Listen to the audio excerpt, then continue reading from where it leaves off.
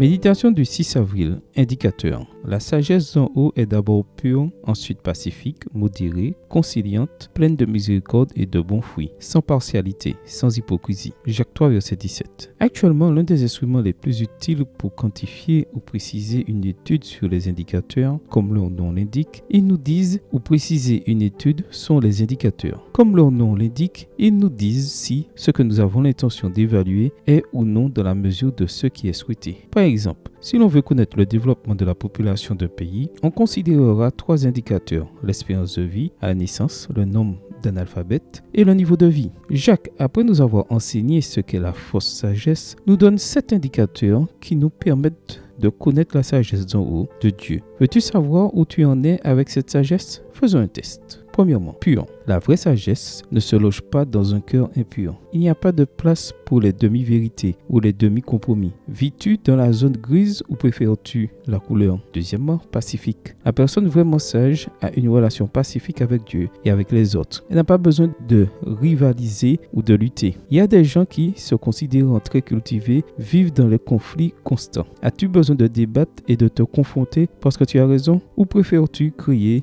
des ambiances positives? Troisièmement, modéré. Beaucoup de gens abusent quand ils ont raison, mais la sagesse divine est indulgente. La raison ne te donne pas le droit de mépriser qui que ce soit. Es-tu affectueux même si tu sais que tu as raison? Quatrièmement, conciliante. La sagesse de Dieu non seulement jouit du bien, mais le réalise avec docilité. Utilises-tu tout ce que tu as appris dans la vie pour aider les autres et améliorer leur vie? Cinquièmement, pleine de miséricorde et de bons fruits. Jacques ne parle pas d'un peu d'empathie, d'appartenir à une ONG le week-end. Il recommande d'être toujours charitable et attentionné. Te préoccupes-tu des autres à chaque instant de ta vie? Trouves-tu des solutions concrètes à tes préoccupations? Sixièmement, sans partialité. Certains pensent qu'être un intellectuel, c'est être esclave des doutes. Être avec Dieu, cependant, c'est vivre dans la véracité. Et la véracité engendre des certitudes. Bien sûr, parfois tu réfléchis. Mais as-tu les idées claires? Septièmement, sans hypocrisie. Il n'y a pas d'imposture dans la vraie sagesse. Il y a des gens qui n'hésitent pas à s'attribuer le mérite alors qu'ils n'en sont pas dignes. Es-tu toi-même ou entretiens-tu une image? Je pense qu'il y a matière à réflexion. Je te laisse là-dessus et j'espère que, quel que soit le résultat, les choses s'amélioreront. Amen. Bonne journée à toi et que le Seigneur te bénisse.